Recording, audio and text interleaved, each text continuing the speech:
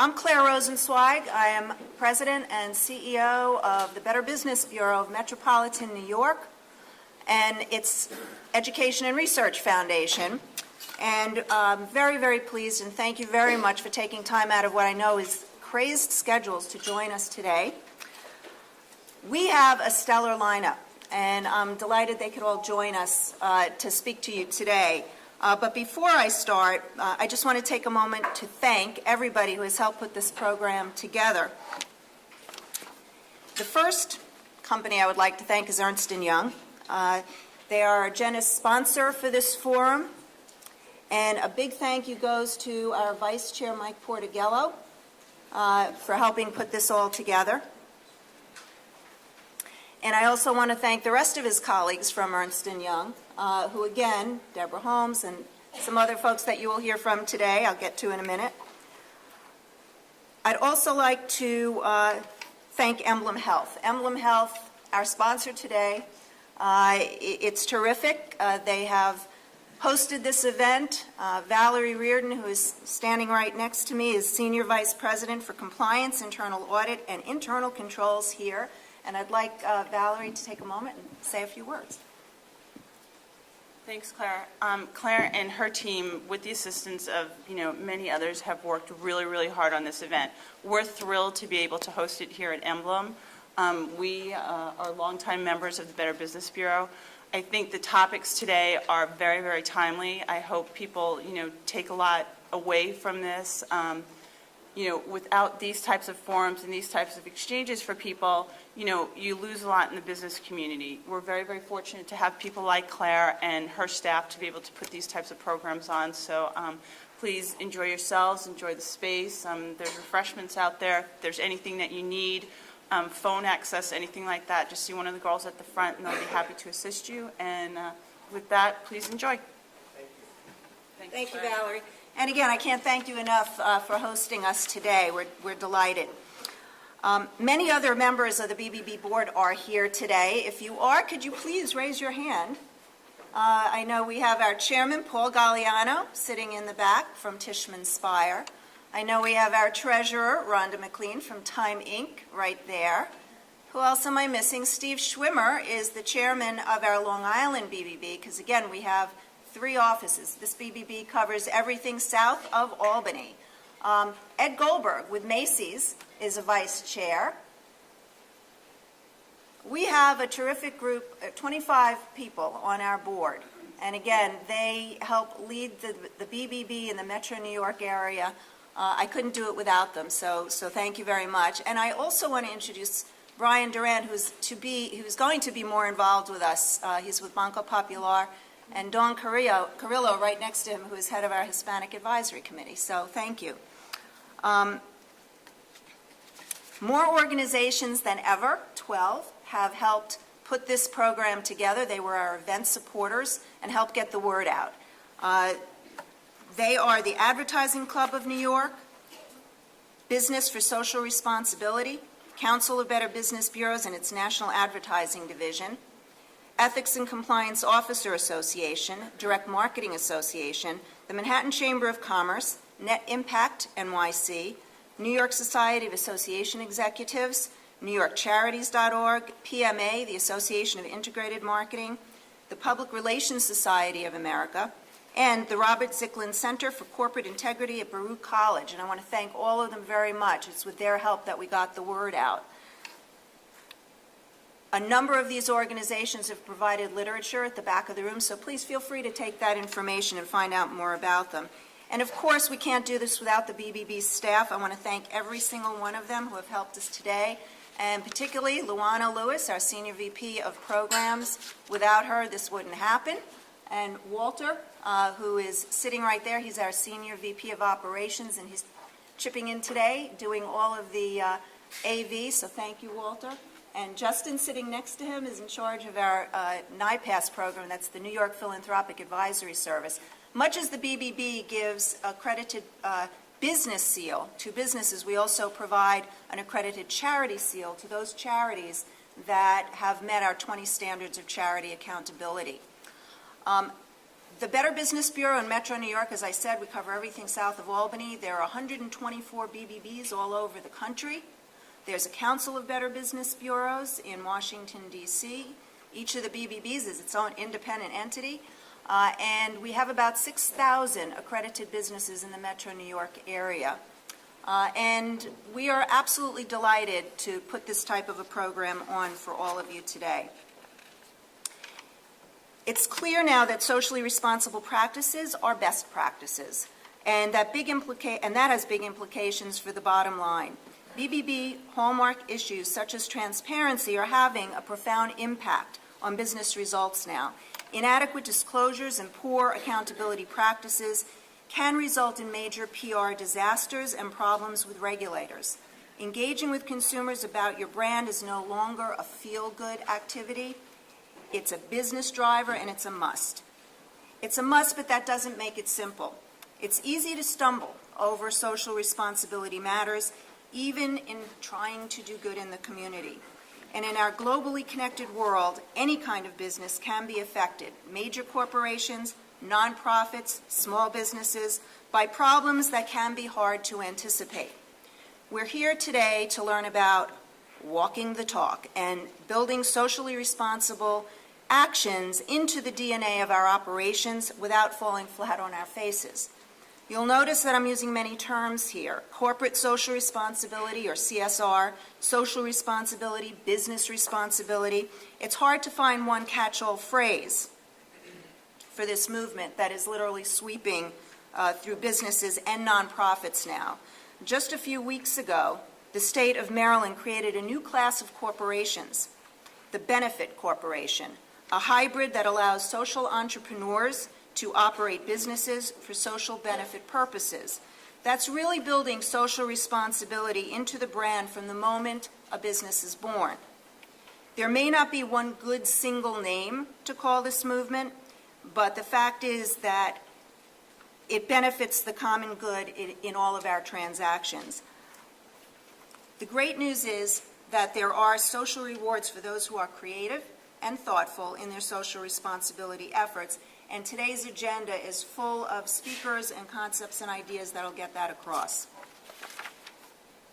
We'd like you to walk away today with new ideas that you can pull from what the speakers have to say. Whether you're a large business or a small business, it doesn't matter. The concepts that you're going to hear today, you'll be able to weed out, we hope, and take back to your own businesses and use the information to make trust in the marketplace a reality.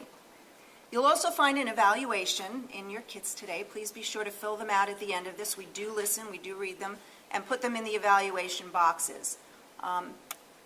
The way we'll work questions and answers later, you have index cards in your packets.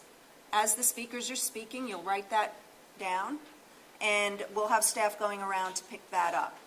And then we'll give it to the speakers, and they will answer as many as time will allow. Now let's start the program. The first person I'd like to introduce is Deborah Holmes, who is Global Director of Corporate Responsibility for Ernst & Young. We're delighted to have Deborah with us today, and she is, in her own right, a well-known leader in CSR, and she's here today to introduce our keynote speaker. Deborah.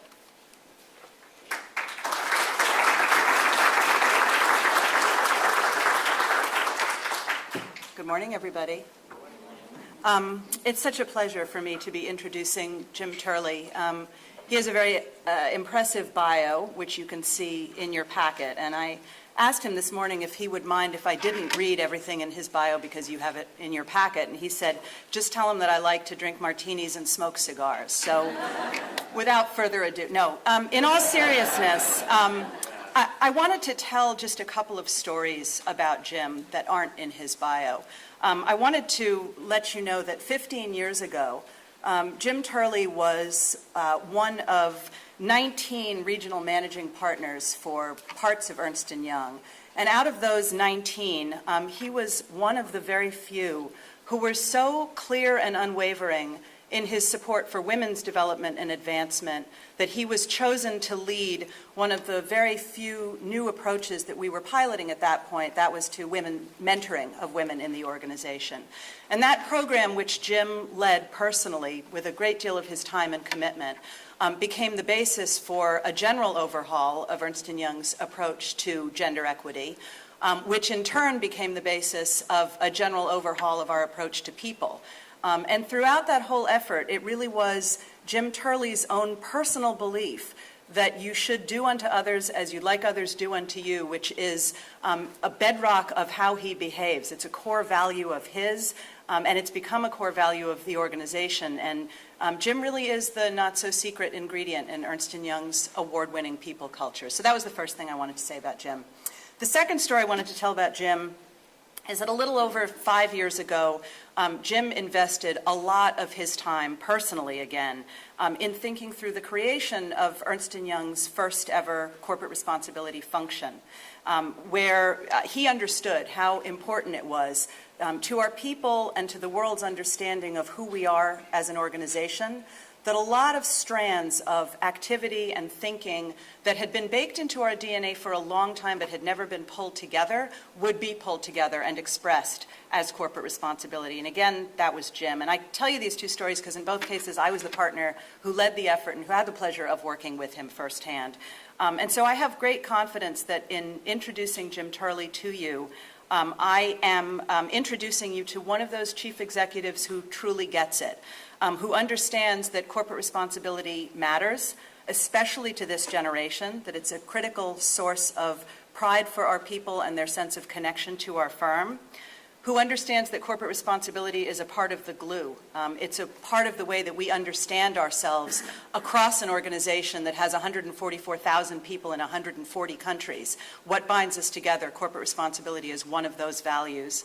And also, and probably most importantly, a chief executive who understands that corporate responsibility is a way for our firm, along with all of the businesses with which we do business and all of you represented in this room, not to pay back a debt, because we do that as we create jobs and as we provide the services that we provide, but to improve the societies in which we operate, to make sure that those societies thrive so that we and our clients can continue to operate. So, ladies and gentlemen, Jim Turley.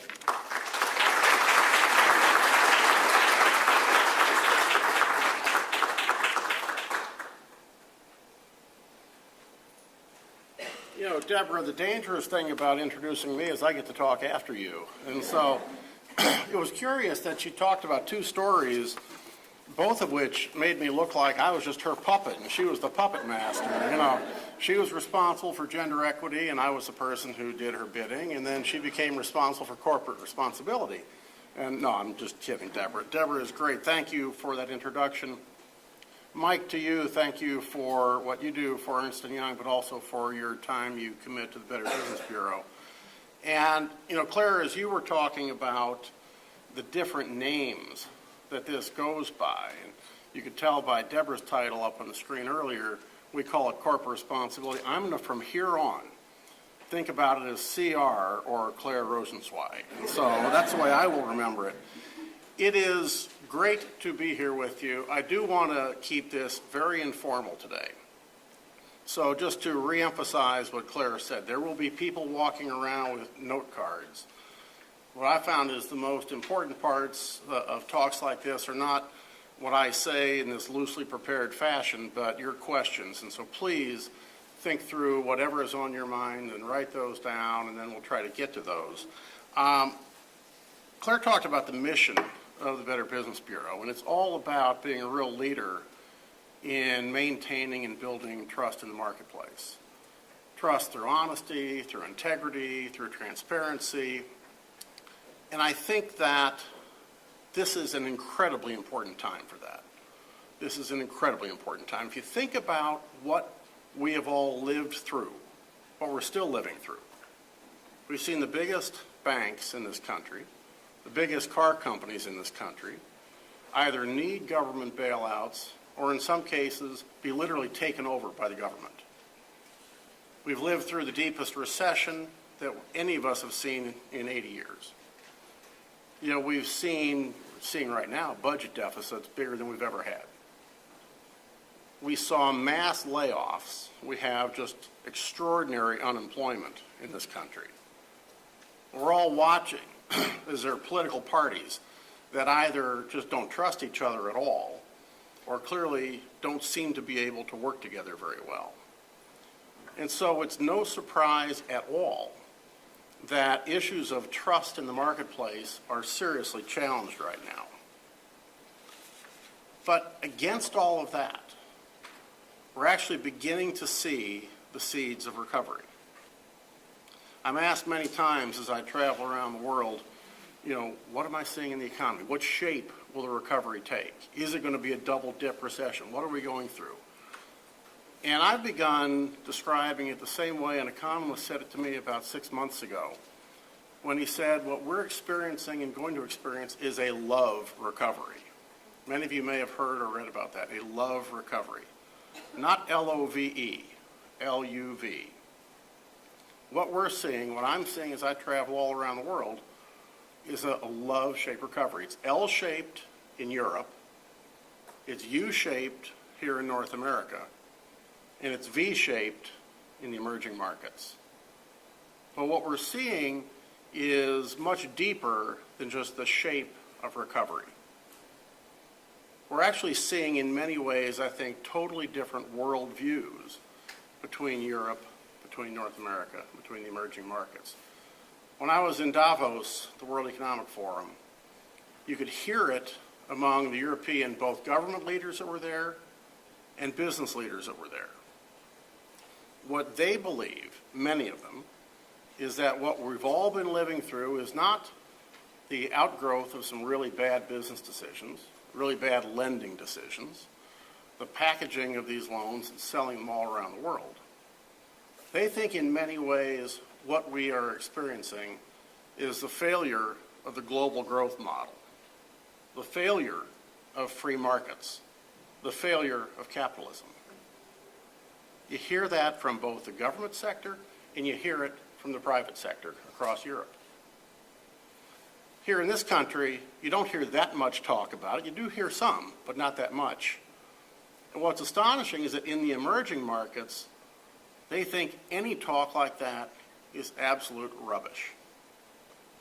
If you think about what's happening on the ground, and these are real life stories, when I'm in Europe, I hear about, a French car company. They've got a plant in France, 10,000 workers, not the newest technology, can't produce enough cars and sell enough cars in their geography to make any money at all. And the questions that are being asked are, should they be able to close that factory, build a new plant in China, new technology, probably hire a lot fewer people, candidly, and sell cars where the number of cars being sold are doubling every year or two? Some would say no, they shouldn't be able to do that because of the impact on people. These are very gut-wrenching decisions. You see it every day if you've been reading about Greece and the enormous fiscal problems of that country, yet the enormous protests that are happening about the belt tightening that has to take place there. Many in Europe, in not so many words, would like to see globalization slow down or stop. But whether we like it or not, whether it's good or not, whether it's easy or not, globalization is going to continue. If you think about China, just an extraordinary place, the best summary of China for me came from the CEO of one of our clients when last year I was visiting with him, and he said something that I'll never forget. He was talking about the 60-year history of China. Modern China began in 1949. And the way he put it, the 60 years is this. He said in 1949, Chairman Mao's time, socialism saved China. 1979, when reforms began to be instituted, capitalism improved China. 1989, when right next to China, the Berlin Wall falls down, China turns around and saves socialism. 2009, China saves capitalism. One 60-year circle. And that's the beauty of this country in China. China is an absolute sponge for knowledge. I get the pleasure of working with the mayor of Shanghai. 30 CEOs and myself sit down once a year for a weekend with the mayor of Shanghai. He's got his entire team sitting around a big round table. Looks like a UN-style table. The mayor and probably his 10 deputies. And they are literally soaking it up, taking notes, because they want to learn how we do things here. They want to learn how things are done in Europe. They want to learn how things are done in Japan, Australia, Africa, South America, you name it, and then figure out how to apply that learning to their system and then compete with us and win. There is just an incredible amount of confidence in that country. I had dinner, one of my last trips, with the CEO of a new business that's being formed from scratch to compete with Boeing and Airbus in manufacturing jets. I ask you, if you were to start a business, would you go against probably the most entrenched duopoly in the entire world? Probably not. In China they will, and I suspect it'll be successful. Quick comments on India, and then I'll link it to why we're here. In India, I think in many cases we might be seeing the macroeconomic equivalent of the story of the tortoise and the hare. They are by no means slow, but they're growing more slowly than China. But I think that longer term, they may actually have the advantage. Long term, I think they have both a democratic advantage and a demographic advantage.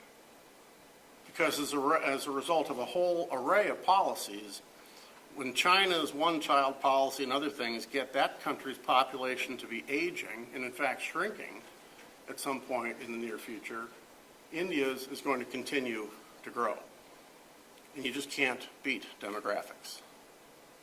You know, it is a country that has, amazing confidence in and of themselves. You're seeing them expand globally in very, very real ways.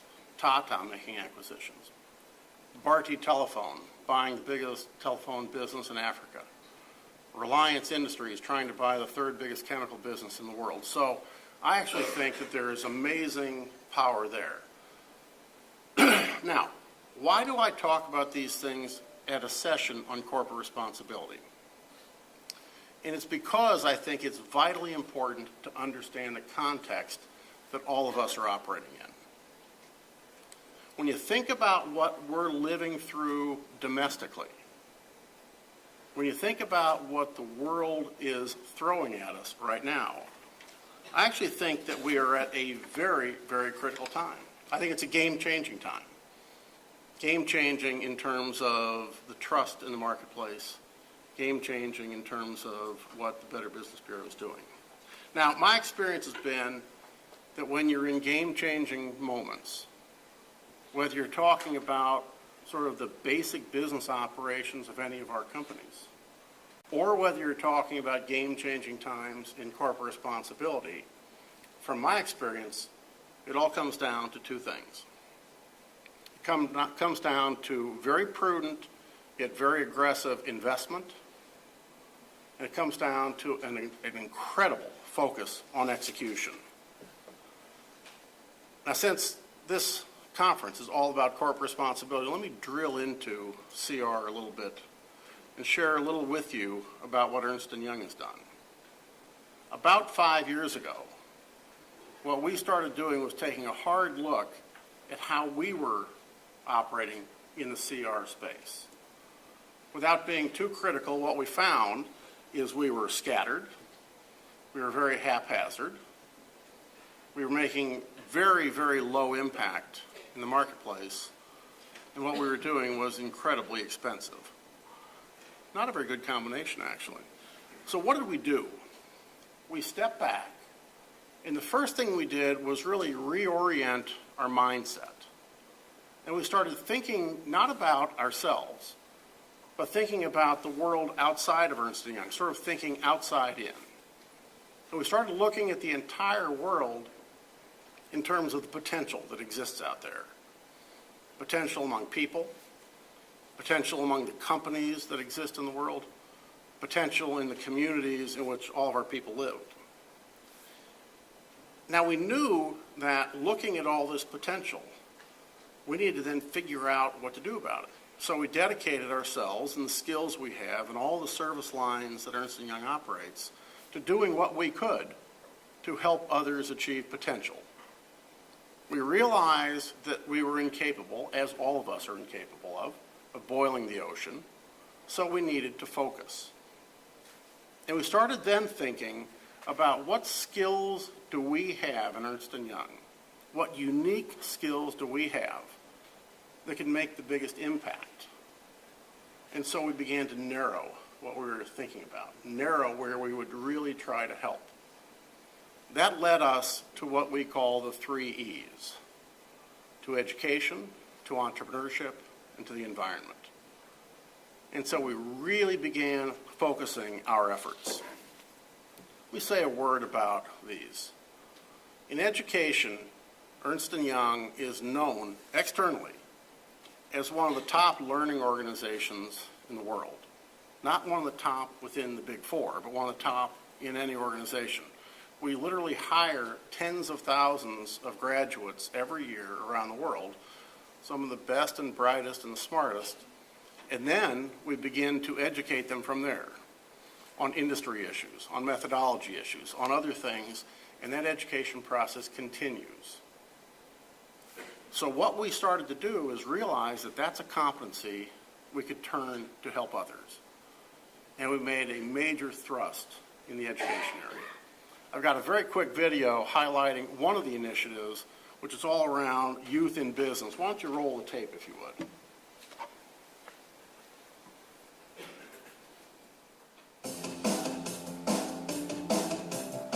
Well, Youth on Business is pretty much, it's a camp in which they give you real-world experience in like the business world. This program helps make a difference because it gives kids in inner city schools an opportunity to see beyond what they would normally see. I don't know, I can't explain the feeling, but I just feel like I'm already an executive at the big bank on Wall Street. It inspires me even more.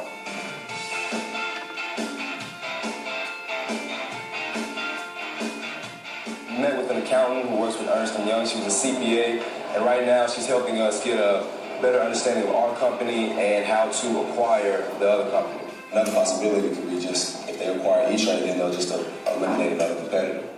Some of the kids in my group want to do accounting, so I was actually able to help them and let them, give them different areas that we do at Ernst & Young, and that might help them in getting to know what they might want to do in the future. If you want to start maybe trying to calculate the working capital ratio. The coolest thing is that you get to meet all these executives that you really never meet on a daily basis. Accountants, investment bankers, lawyers, and they really helped us analyze and evaluate our company. It shows you how to deal with the team, how to work together. The organization shows you that you can't let time get to you. You have to complete things. You have to respect the deadlines and make sure that you get everything on time and organized. I'm learning not only leadership, teamwork, and a lot more things that I don't not only need to survive college, but also real life. And I think Youth About Business will affect it greatly because most of the kids that go to our school need these skills and need to know this knowledge when we go out to search for an internship. What we're finding is 98% of our students graduate from high school, 90% of them go on to college, and about 70% of them major in business. One of the reasons I think we are so successful in that area is students will come in as a sophomore in high school and they'll meet an executive, like they'll meet an Ernst & Young accountant. They begin to understand if I'm going to live a successful life, they start to look straight to college and they understand the value and importance of higher education. As I listen to this, I think the real reason we're doing this is to try to change the stereotype so the kids don't think accountants are boring. But it's nice to see the impact we're having. We have lots of different programs around education. Everything from a thing we call Cyber Chase that we partner with PBS on that is focused on 8 to 11-year-olds and trying to provide help in math and problem solving, to engagement on the ground all around with Boys and Girls Clubs and Big Brother, Big Sister, Boy Scouts, Girl Scouts, Development School for Youth, the National Academy Foundations, lots of different people of Ernst & Young engage with this. And in literally every office here in this country, we have our people and we put our money towards helping others. One that has been just extraordinarily successful is right here in New York, where our students, our people, not our students, our people mentor students at the Adlai Stevenson High School and have done this for probably 20 years now. We've mentored well over 1,000 kids. Those of you who know Adlai Stevenson High School, it is not the high school most of us would want our children to go to. It is a high school that has a graduation rate, when I was last told, probably on average, graduating on time, about 20%.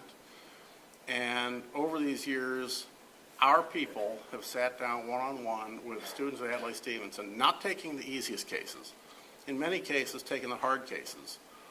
And the students we've mentored have graduated at a 95% rate. And so our people get to see how you could change a life. It's really meaningful to them. So again, big, big impact. Let me move to entrepreneurship. Because if we are known outside as being a great learning organization, Ernst & Young is also known as the best brand in the entrepreneurial space. The best group to go to serve high-growth companies. And so we wanted to then take that skill set and turn it back outward to see how we could help others.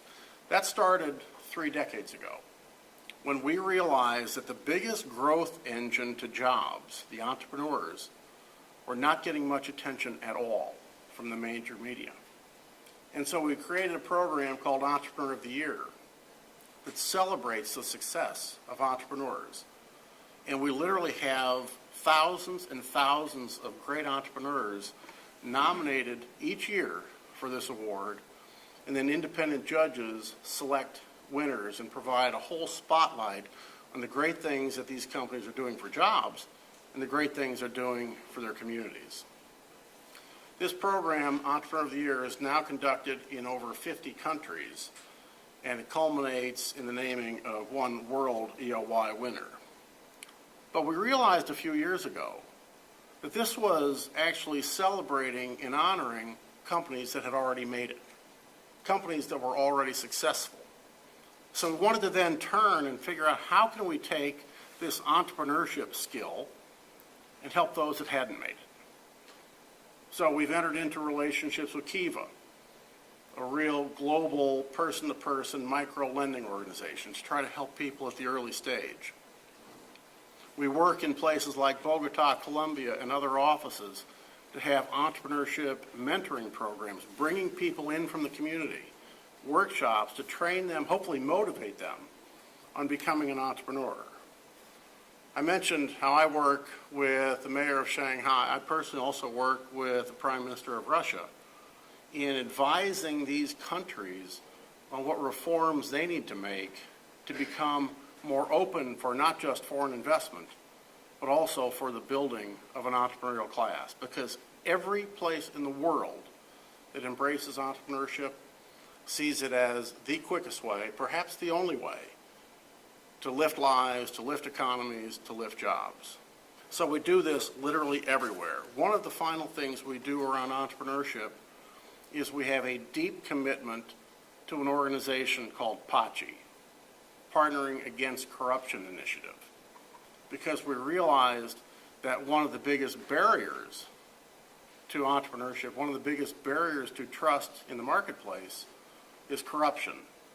And outside of this country, some might say even inside this country, this continues to be a major, major problem, and Ernst & Young is deeply committed to it. The third E, on the environment, we're just as committed as we are. I've been talking with our team this morning about the Eco Cares team. We have thousands of people in the Americas and the United States very focused on the environment. We have many, many different initiatives driving just the kind of impact that you've seen in education and entrepreneurship. I think in the interest of time, to leave time for questions, I won't go into the details for you. But the key for us, as we thought through corporate responsibility, was really getting down and focusing. It was really getting down and figuring out where to make our investments and how to continue those investments during tough times. Only when we really got focused did we start to really make an impact. So as I wrap up sort of these loosely prepared comments, I guess I would ask each of you, when you go back to your organizations, just to think about it as we've talked. There's lots of different paths to success. Again, for us, it was around investment and around focused execution. But think about how it works in your organization. However you do this, what I would ask you to think about is to recognize that in your corporate responsibility efforts, make sure that they align with your values as an organization. Because if they don't, the efforts will not be sustainable. I would make sure also that there is a real effort to engage the masses, engage all of your people. Because, you know, the CEO's pet projects just won't cut it. I would also try to make sure that wherever you focus, that it leverages the distinct, the unique skills that you have as an organization. Because when you do that, you can actually have a much bigger impact. And I would really emphasize doing things that you know will make a big difference. Because when your people see the difference that it's making, that's just going to reinforce the continued effort, reinforce the continued commitment. You know, at the end of the day, I think the bottom line, when you think about the Better Business Bureau and the focus on trust, for trust to be present in the marketplace, I think it is absolutely clear that we each need to have enormous success as businesses. Just bottom line profitability, we need to have success in that fashion. Just as important to really be trusted by the marketplace is we have to have success at what this day is all about. We have to have success at corporate responsibility. People out there actually need to believe not only in the brains in each of our organizations, but they have to believe in our hearts. With that, I hope some of you wrote down some questions. Looks like there's a few. Deborah, you coming up with some? Why don't you just read them? I could edit them. What kind of return on investment do you see from the investment in corporate responsibility? Oops. And a related one. Well, here, you're supposed to be summarizing these. Just look at this. I get to be puppet master for a time. This return idea is very important. You can never, in our belief, measure the return the way you'd measure ROI in a typical context. What we have seen, though, is that the return comes in our world through both increased retention of our people and increased engagement of our people. We're a business that has no assets. Many of your companies have tangible assets, real estate, plants, equipment, everything else, patents. We have no assets that don't go home every night. We have to be the kind of place that they want to come back to the next day. And so our return, whether it was on, first thing Deborah talked about around gender focus, ethnicity focus, sexual orientation focus, all differences, or whether it's on corporate responsibility, is 100% on the engagement of our workforce. Their belief in us, their belief in each other, and their desire to be part of the Ernst & Young team for a long time. So that's how we look at it. Okay, here's another one. How do you counsel your clients that corporate responsibility is about business strategy, and what do you say when they don't get it? That's a tougher one. You know, we often don't get into that topic with a lot of our clients, if I'm being really honest. We have a very robust client continuance and client acceptance process. And so we make sure if we have clients that are fundamentally not getting it, that we don't want to do business with those. But we tend not to sit down and really counsel them if we think they're not committed in the same fashion. I will say that one thing that has increasingly been the case is we are seeing ourselves be called in by the CEOs and others at clients we serve to talk about diversity and inclusiveness because they see in many organizations, any company sees the value of their workforce. Ernst & Young has been blessed with some outside recognition for some of the things we've done in that area.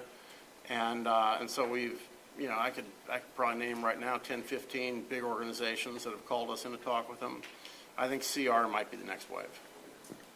Okay, many newer graduating classes are focusing on corporate responsibility and ethics in their curriculums. But then when it's recruitment time, no one is looking for these skills. It's not a differentiator.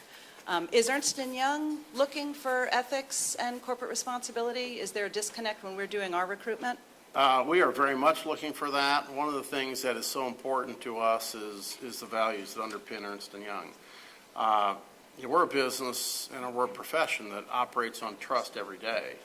And so as you think about Ernst & Young with 145,000 people all around the globe, we need to bridge the different cultures, different nationalities, the different upbringings with a common culture, and we build that around values. And so we very much focus on that.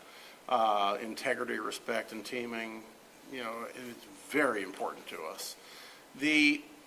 Trying to figure out the right way to assess that when you're interviewing on campuses is not the simplest thing in the world, but we try our best at that, and then we try to reinforce it from the sort of new hire orientation for our interns and other things.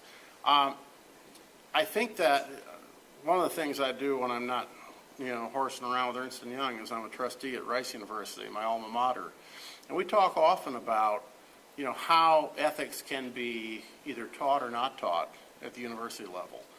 I think in some ways it's hard to start with people who are 18 years old and try to teach them ethics.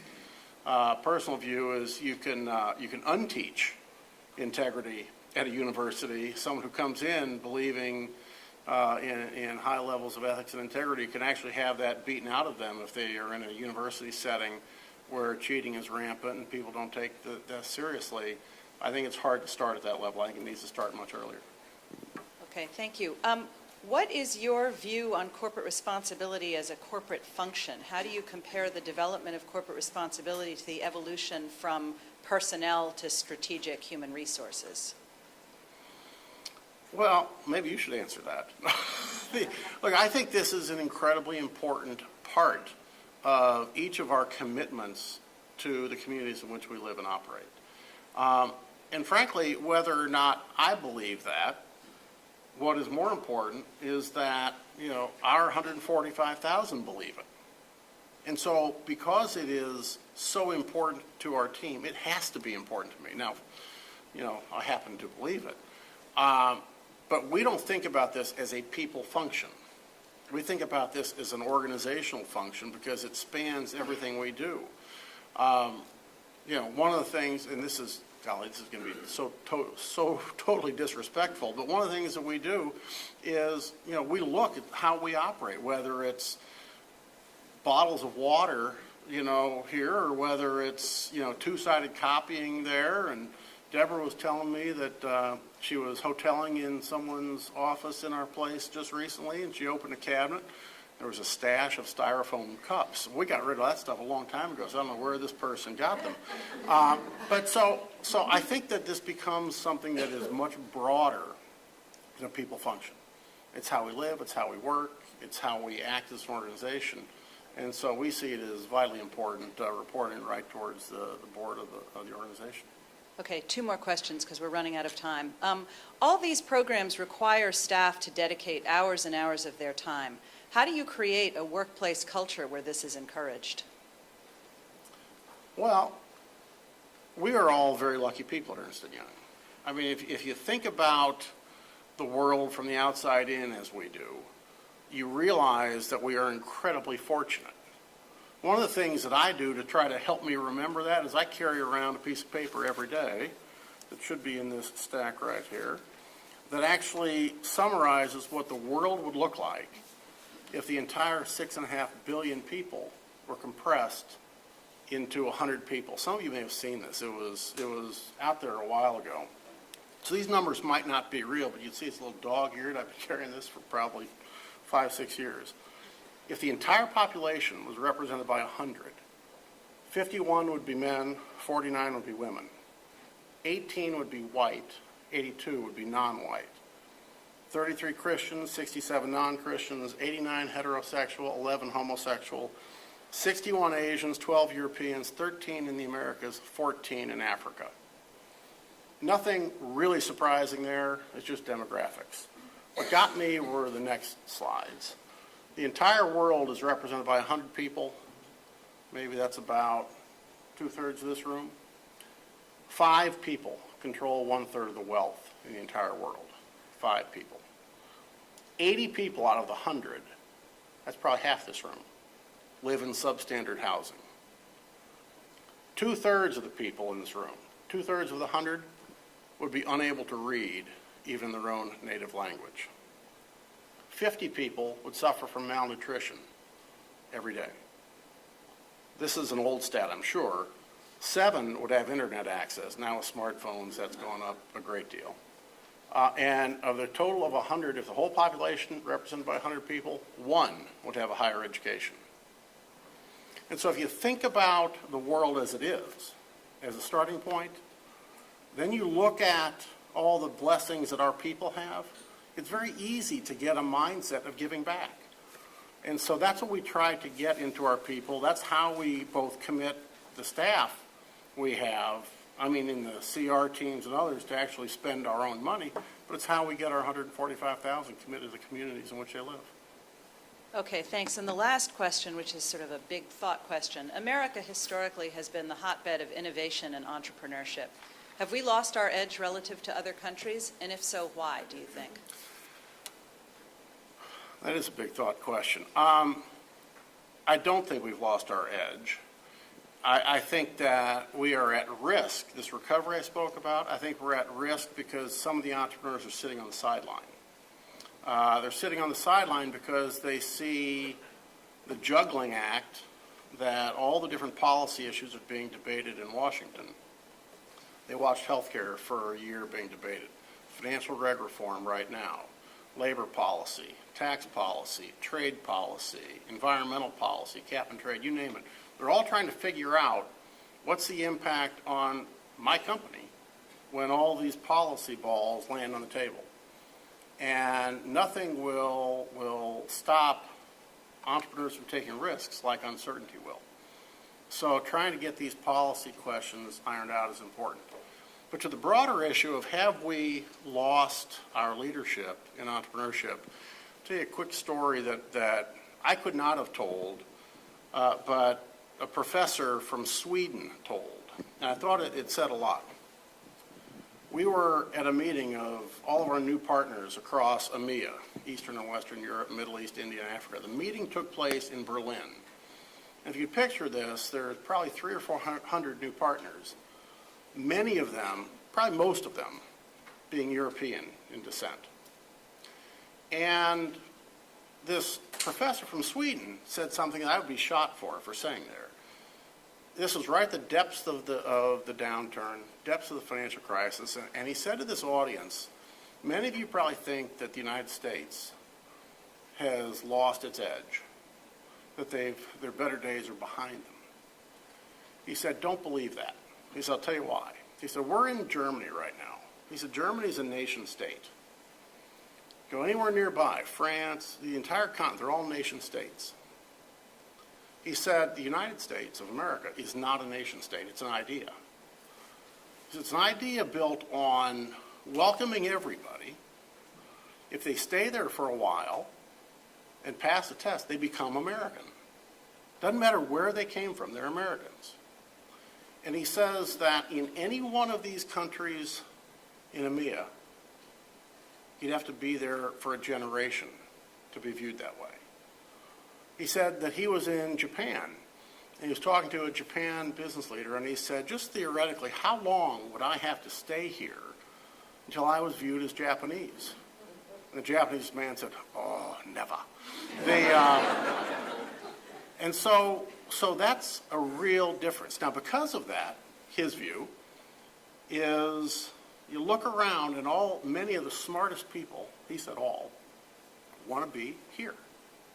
You go out to the leading universities in this country, the faculty is from all over the world. You go to the leading universities in Germany, the faculty is all German. Leading universities in France are all French. Japan, they're all Japanese. He said that is by itself going to keep this country as an innovator and a leader for a long time to come. With that, let me thank you. It is great to be with you. I'll close by asking you a question I ask all of our people whenever I visit with them. And that is, I don't expect an answer right now, but please think about what you would do if you were me. What would you do if your job was to make Ernst & Young better every day? I certainly see more of Ernst & Young than you do. I probably see more of Ernst & Young than our staff accounts do, or even our partners, but you see a piece of Ernst & Young that I don't get to see. You see it from the outside. You'll have ideas that'll help us improve. And so the same way we want all of our partners, all of our managers, all of our staff thinking about what they would do if they were responsible for improving the firm, I'd love your thoughts as well. If you have any ideas, please pass them on to me or others. With that, it is great to be with you. And to the Better Business Bureau, thank you for what you're doing every day.